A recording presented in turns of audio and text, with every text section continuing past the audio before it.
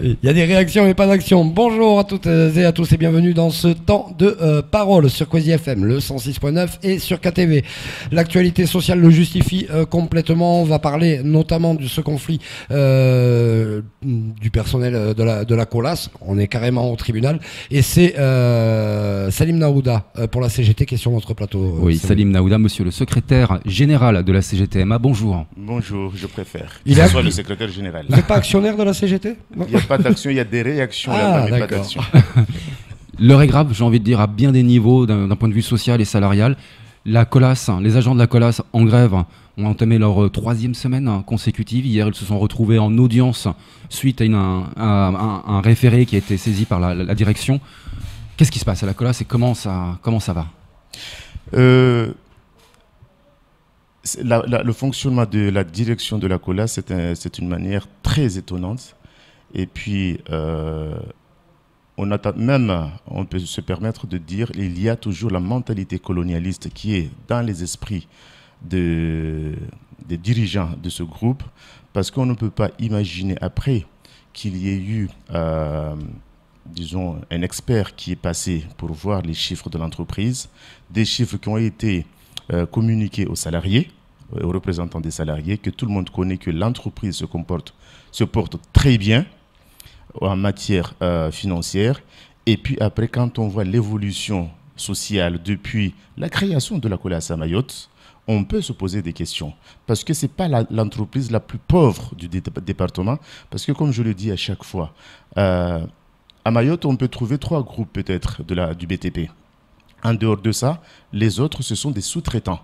Et la majorité de ces entreprises sont des sous-traitants de la Colas. Donc c'est la Colas qui fait aussi travailler les autres entreprises. Donc c'est la Colas qui empoche la plus grande partie de la richesse qui est envoyée ou distribuée à Mayotte.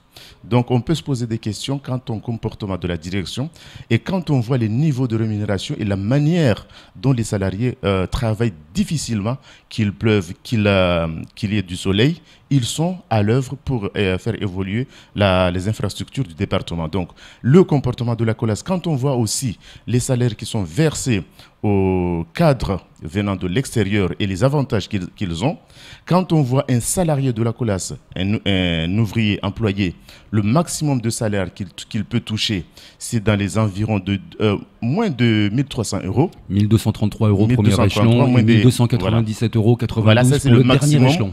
Pour quelqu'un qui peut avoir cumulé jusqu'à 30 ans de carrière et aller voir même plus, puisque pour partir à la retraite, il faut plus de temps que ça. Donc, on peut se poser des questions sur la logique réelle et la logique sociale des employeurs et de la direction de la Colas. Et puis, quand on dit la Colas, c'est tout le groupe. Parce que j'ai eu l'occasion, lors de mon dernier déplacement à Métropole, d'avoir échangé avec des représentants de la Colas au niveau national et aussi avec les représentants. Ce n'est pas les employeurs, mais au niveau des salariés, les représentants des salariés. Et aussi les représentants des salariés du groupe Colas qui sont à La Réunion. On a dit que c'est un comportement qu'on peut trouver partout. Par contre, ce sont les mobilisations des salariés qui font que les choses changent. Et puis, la chance qu'ils ont aussi, c'est qu'ils ont un code du travail qui leur permettent d'avoir des droits avec des conventions collectives qui sont appliquées et qui sont négociées à haut niveau. Et puis, la Colas est obligée de les appliquer. Mais le comportement de la Colas, en général, c'est un comportement que pour les actionnaires. Donc, nous voyons qu'entre 2013 et fin 2015, le 31 décembre 2015, les bénéfices qu'a fait la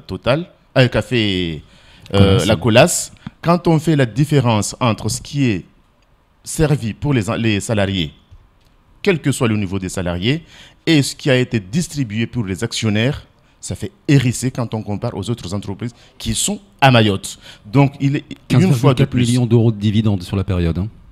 Voilà. Donc, alors que au niveau des salaires, on est à 4 millions.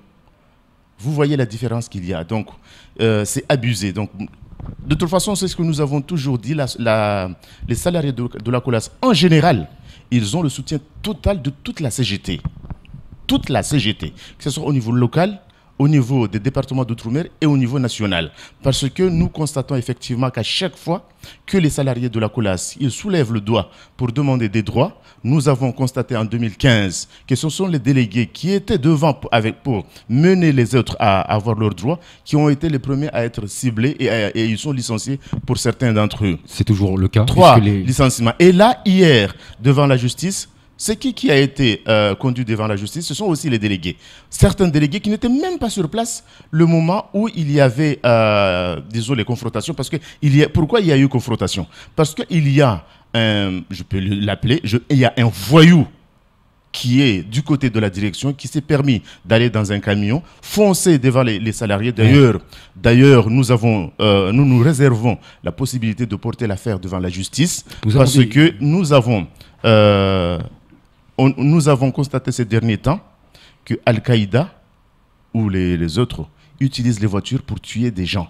Donc pour nous, c'est une tentative d'assassinat. On a même des images nous-mêmes qui nous appartiennent, que nous avons tournées, où là c'est pas un camion, mais c'est directement une voiture qui sort du siège et là qui aussi, renverse quasiment qui force le barrage et qui renverse quasiment les grévistes. Hein. Voilà, pour montrer à quel point ils méprisent les salariés qui sont dans ce groupe. Non seulement ils n'ont pas la rémunération, mais le jour qu'ils se montrent contre le système, c'est la voiture qui fonce devant eux.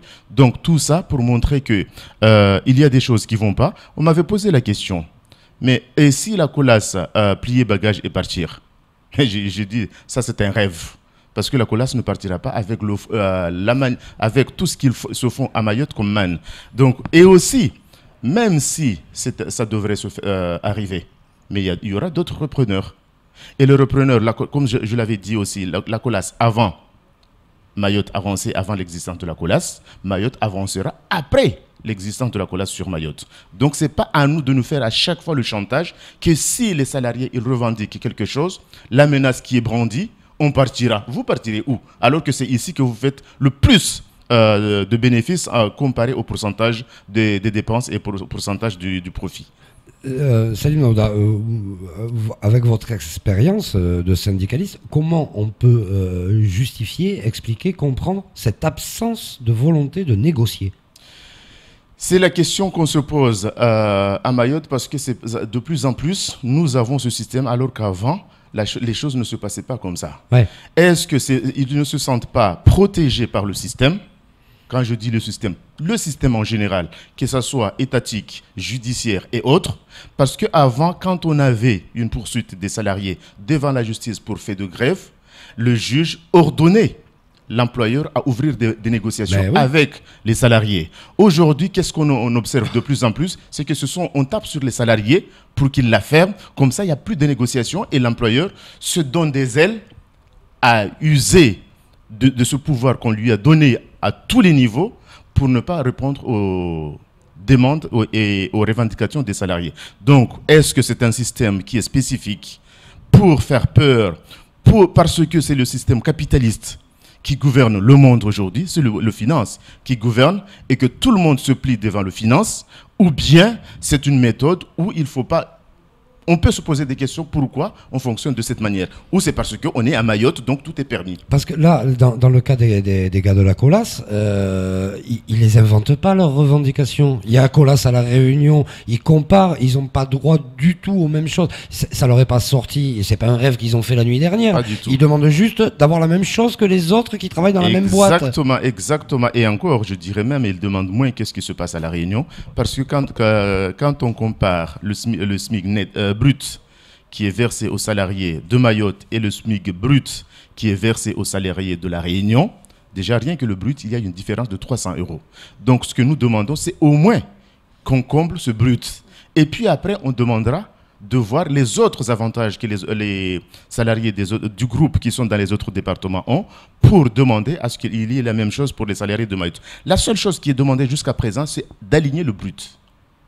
Et sachez bien que le brut, disons toute la partie salaire socialisée, les charges sociales, ce n'est pas pour l'employeur, c'est pour les salariés. Donc, eux, les employeurs en général à Mayotte, et là on est sur le cas de la COLAS, parce qu'on peut parler de la COLAS, parce que la COLAS se fait beaucoup d'argent sur Mayotte, pourquoi la COLAS n'appliquerait pas la grille brute qui est appliquée à la Réunion, à l'ensemble de ses salariés à Mayotte? Et puis la partie socialisée, si côté employeur, il n'y a pas de charges, mais au moins les charges qui sont versées par la partie salariale, ça reste aux salariés. Il y a des problèmes à la Colas. 45% de baisse de chiffre d'affaires sur la période 2013 à 2015. C'est une perte de 23 millions d'euros sur le chiffre d'affaires, c'est considérable. Ça, c'est pour le bâtiment. Mais pourtant, le niveau de dividende est maintenu. Comment? En licenciant. Plus de 200 personnes ont été licenciées, même le cap a été dépassé à un certain moment. Pourquoi? Parce qu'on n'en a jamais entendu parler véritablement. Les syndicats ne sont pas montés au créneau. Là, on le voit par exemple avec GM et S en métropole, il y a 260 emplois menacés. Ils menacent de faire sauter la boutique. À Mayotte, ça s'est passé dans le calme. Mais vous savez, le président se déplace en métropole. Et le président de la République, c'est de... Non, à Mayotte, nous avons justement... Pourquoi les salariés, ils ont saisi un expert comptable, justement, parce qu'il y avait une telle opacité au sein de ce groupe que personne ne connaissait rien. Qu'est-ce qui entrait, qu'est-ce qui sortait, quelle a été la vraie santé financière de l'entreprise. Aujourd'hui, si les salariés, les représentants des salariés ont saisi un expert comptable pour qu'ils aient les éléments justement chiffrés, c'était pour savoir est-ce que réellement il y avait des problèmes dans l'entreprise ou pas. Et en fin de compte, on s'est rendu compte qu'il n'y avait pas un vrai problème financier dans l'entreprise, mais c'était justement pour avoir plus, pour distribuer des dividendes aux patrons. Donc, et puis c'est pas tout. Quand on va à la Colas, les qualités des contrats qui sont faites, les contrats de chantier, là, il n'y a pas d'ancienneté qui est cumulée. Donc, à chaque fois, les salariés, ils ont des contrats de chantier et ils ne cumulent jamais d'ancienneté. Donc, ils n'ont pas leurs droits. On peut trouver des salariés qui ont 10, 15, 20 ans dans l'entreprise et qui sont à chaque fois sous contrat de chantier. Donc, c'est un abus. Et aujourd'hui, on nous demande l'intérim. Après tout, il faut qu'il y ait une vraie discussion. C'est quoi le sens de l'intérim quand on voit déjà qu'il y a des abus en matière des contrats sur la qualité de contrat de chantier? Tout à fait. En effet, c'est eux qui ont payé le prix fort.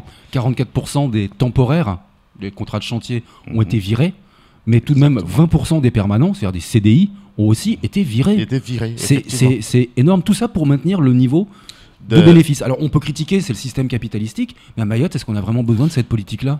Non, mais de toute façon, à Mayotte, il n'y a pas eu tellement de contrôles sur ce niveau-là, et il y a eu trop de laxisme, puisque nous avons aussi invité à un moment à ce que le Code du travail s'applique entièrement, que les salariés et les représentants des salariés aient les outils nécessaires pour assumer leur mission.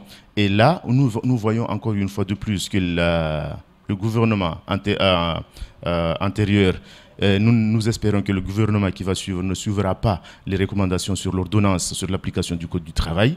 Donc il n'y aura que l'application du Code du travail avec tous les droits ouverts aux représentants du personnel et les droits des salariés qui nous permettront de comprendre mieux le fonctionnement du système à Mayotte. Sans ça, il y aura toujours d'opacité. Merci beaucoup Salim Naouda d'être venu vous exprimer sur ce plateau. C'est tout pour ce temps de parole.